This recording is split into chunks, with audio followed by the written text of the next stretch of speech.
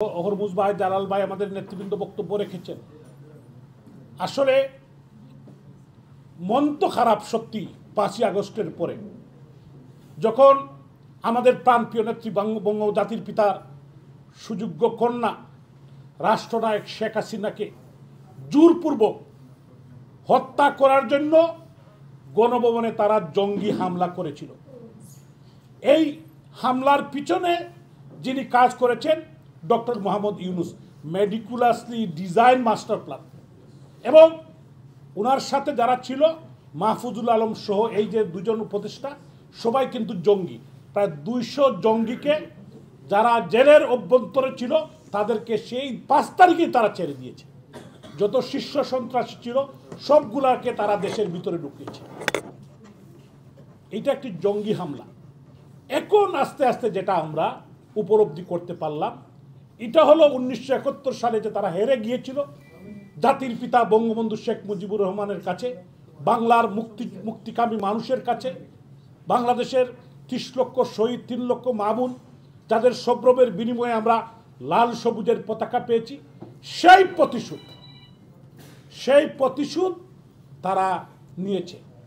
তারা বাংলাদেশ দখল করে দিয়েছে। তাদের প্রভু পাকিস্তানিদের এখানে তারা নিয়ে এসেছে পাকিস্তানি জাহাজ তারা ডাইরেক্টলি কিন্তু চিটাগাঙ্গে নিয়ে আসছে। এই জাহাজে কি আসছে? জাহাজ ভর্তি অস্ত্র আসছে। তারা সশস্ত্র যুদ্ধের ঘোষণা দিয়েছে এবং যারা উপদেষ্টা তারাই দিয়েছে। আজকে বাংলাদেশ হত্যা, কুরাজনীতি, সন্ত্রাসের রাজ্য।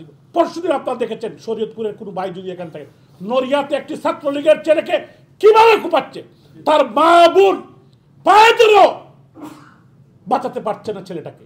এরকম সারা বাংলাদেশে হত্যা এবং কুর রাজনীতি শুরু হয়েছে, খুনের রাজনীতি শুরু হয়েছে। আমাদের প্রিয় নেতা অ্যাডভোকেট মিসবাহ উদ্দিন সিরাজকে 3 দিন পূর্বে ওনার বাসার সামন থেকে একজন 65 বয়সী মানুষকে, একজন উকিল, উনি বাংলাদেশ আওয়ামী লীগের 3 বারের সাংগঠনিক সম্পাদক, ওনাকে উঠিয়ে নিয়েছে, মুক্তিপণ চাইছে, ওনাকে হত্যার জন্য চেষ্টা করেছিল।